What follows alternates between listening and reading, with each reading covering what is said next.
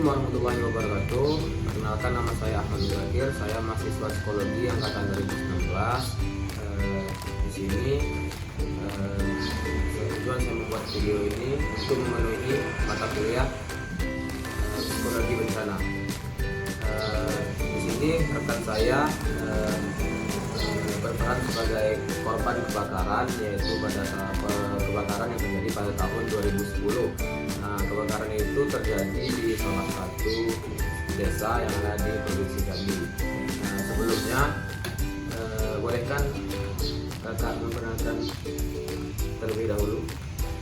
Baiklah, Assalamualaikum warahmatullahi wabarakatuh. Perkenalkan, nama saya Putri Witandini. Umur saya 21 tahun dan saya juga merupakan mahasiswa dari Universitas Islam Negeri Raden Fata Palembang. Saya merupakan salah satu korban kebakaran pada tahun 2010, itu tepatnya di Provinsi Jambi. Mengingat peristiwa kebakaran pada saat itu tepatnya ketika Anda usia berapa ya? Seingat saya, pada saya saat usia 12 tahun, saat itu saya sedang duduk di bangku kelas 6 SD. Saat itu Anda berada di mana? Saat kejadian itu saya itu sedang berada di sekolah. Lalu saya pada siang hari saya pulang sekolah.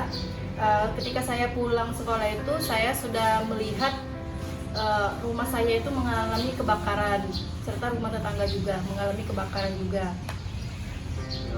Apakah saat itu rumah Anda habis terbakar? Iya, habis semua habis terbakar, semua lahap dibakar oleh api. Dikarenakan juga rumah saya saat itu seperti rumah panggung, jadi dindingnya itu terbuat dari dinding papan dan atapnya juga itu atap genteng, jadi api itu mudah sekali melahap rumah saya itu dengan habis. Saat setelah kejadian tersebut, bagaimana perasaan Anda, kondisi keluarga Anda, dan kira-kira apa penyebab dari kebakaran tersebut? Mengingat peristiwa itu, ternyata ayah saya itu sedang berada di dalam rumah. Posisi ayah saya itu saat itu sedang tidur karena kelelahan baru pulang dari sawah. Hingga ayah saya itu tidak menyadari bahwa bagian dapur kami itu sudah mengalami kebakaran akibat konslet listrik, kalau tidak salah ya, akibat konslet listrik. Ibu dan kakak saya saat itu masih berada di sawah, dan sehabis kebakaran itu ayah saya mengalami luka bakar yang cukup parah, bahkan sangat parah di seluruh tubuhnya.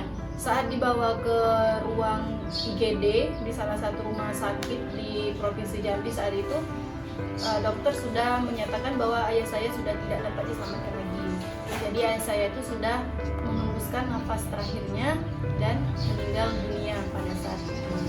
Saat itu saya dan ibu saya, kakak saya, kami semua panik, bingung, kami menangis sejadi-jadinya.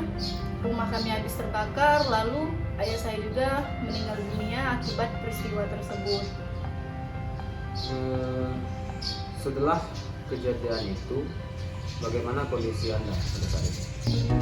Saat itu saya mengalami, bisa dikatakan saya mengalami trauma yang cukup berat.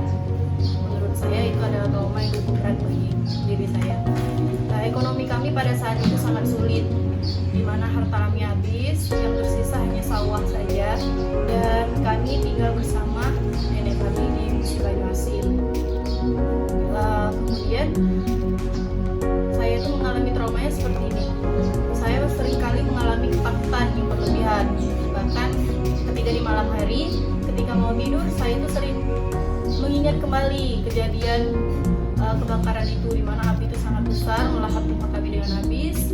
Dan kemudian ketika saya tidur, saya seringkali bermimpi melihat di seluruh tubuh ayah saya itu sedang mengalami luka bakar yang cukup sangat parah.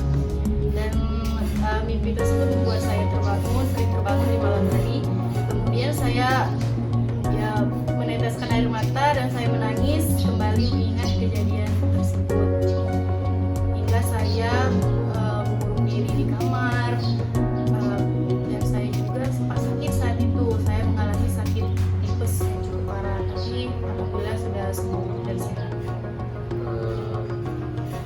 Anda mengalami trauma. Nah, dan sekarang apakah Anda masih mengingat kejadian itu atau pernah bermimpi atau ketakutan seperti itu? Trauma itu masih ada sampai sekarang. Bahkan sampai saya usia 21 tahun ini saya masih sering memimpikan kejadian itu, Kak. Jadi saya tuh tiba-tiba sering melamun kalau malam-malam hari itu. Pokoknya di saat saya melamun saya pasti mengingat kejadian itu lagi. Dan saya tuh ya sering menangis saja gitu, menangis tanpa sebab. Kemudian saya mengingat ayah lagi.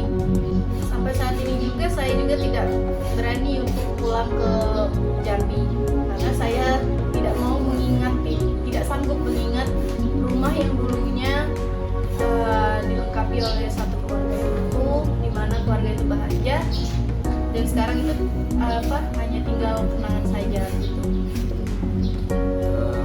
Apakah sebelumnya Anda pernah ke psikolog atau mendapatkan pertolongan secara psikis atau mental? Saat itu bantuan tidak terlalu banyak ya Kak, seperti sekarang. Sekarang ini kan kalau ada korban kebakaran pasti bantuan banyak yang berdatangan. Nah, saat itu yang namanya psikolog juga sangat terbatas. Tetapi ada paman saya, dia itu berprofesi sebagai psikolog, jadi dia itu membantu sedikit lah mengenai psikis dan mental saya, kakak saya maupun ibu saya. Jadi kami merasa sedikit terbantu. Gimana perasaan Anda saat ini? Apakah Anda masih sering merasa takut? Kalau takut masih, cuman tidak terlalu berlebihan seperti saya masih kecil dulu. Kalau cemas juga masih. Kalau mimpi itu ya masih, saya juga sering mengalami mimpi kebakaran itu terus. Sampai saat ini juga saya merasa saya itu sangat membutuhkan pertolongan baik dari psikolog maupun psikiater untuk psikis saya maupun mental saya agar saya bisa pulih dari trauma yang saya alami. Jadi gini Kak, kita yang namanya musibah kita tidak tahu kapan itu terjadi. Ini udah ya semoga dibalik kejadian misalkan ini ada hikmahnya. Saat ini saya hanya bisa memberikan saran. Selanjutnya mungkin nanti kita akan melakukan treatment yang kedua. Mungkin itu aja Kak, kalau saran dari saya. Ketika Kakak sedang sendiri, sedang melamun, ya perbanyakkanlah aktivitas, seperti jadi cari kesibukan